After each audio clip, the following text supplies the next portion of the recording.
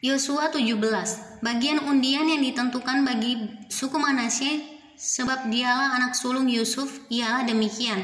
Kepada Makir anak sulung Manasye bapa Gilead telah diberikan Gilead dan Basan karena ia seorang tentara.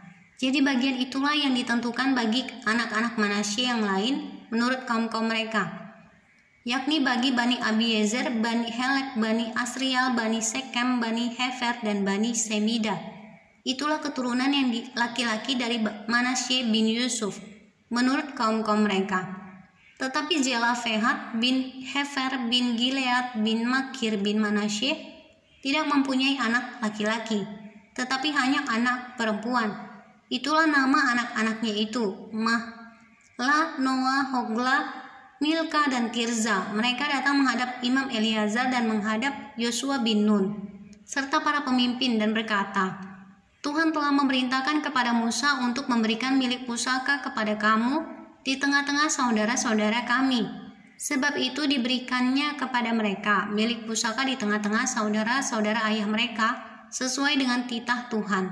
Demikianlah kepada suku Manasye jatuh 10 bidang tanah, selain dari tanah Gilead dan Basan yang di seberang Yordan. Sebab anak-anak perempuan di Manasye telah menerima milik pusaka di tengah-tengah anak-anaknya lelaki, sedang tanah Gilead ditentukan bagi anak-anak lelaki Manasye yang lain. Jadi batas negeri Manasye ialah dari Asyer ke Mikmetat yang di sebelah timur Sikem. Kemudian batas itu terus ke selatan ke daerah penduduk Tapua. Tanah Tapua adalah kepunyaan suku Manasye, tetapi kota Tapua dekat batas daerah Manasye adalah kepunyaan Bani Efraim. Kemudian batas itu turun ke sungai Kana, ke sebelah selatan sungai itu. Kota-kota di sana adalah kepunyaan suku Efraim, sekalipun di tengah-tengah kota-kota suku Manasye. Selanjutnya batas daerah Manasye itu lewat dari sebelah utara sungai itu dan berakhir ke laut. Ke selatan daerah itu kepunyaan suku Efraim dan ke utara kepunyaan suku Manasye. Batasnya ialah laut. Di sebelah utara batas daerah itu menyinggung daerah Asyer, di sebelah timur menyinggung daerah Isakar. Tetapi di daerah Isakar dan Asyer ada juga kepunyaan suku Manasye, yakni Bensean dengan segala anak kotanya, Yibeam dengan segala anak kotanya, penduduk Dor dengan segala anak kotanya, penduduk Endor dengan segala anak kotanya, penduduk Ta'anah dengan segala anak kotanya, dan penduduk Megido dengan segala anak kotanya, yakni ketiga daerah bukit itu. Tetapi Bani Manasye tidak dapat menduduki kota-kota itu, sebab orang Kanaan berhasil untuk tetap diam di negeri itu. Setelah orang Israel menjadi kuat, orang Kanaan itu dibuatnya menjadi orang Rodi, tetapi tidaklah sama sekali mereka itu dihalaunya. Berkatalah Bani Yusuf kepada Yosua demikian, mengapa engkau memberikan kepadaku hanya satu bagian undian dan satu bidang tanah saja menjadi milik pusaka?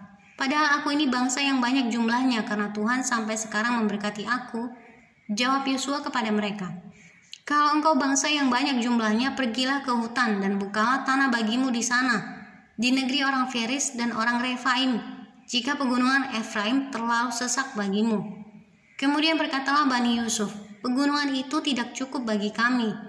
Dan semua orang Kanaan yang diam di dataran itu mempunyai kereta besi, baik yang diam di Betsean dengan segala anak kotanya, maupun yang diam di lembah Yezreel.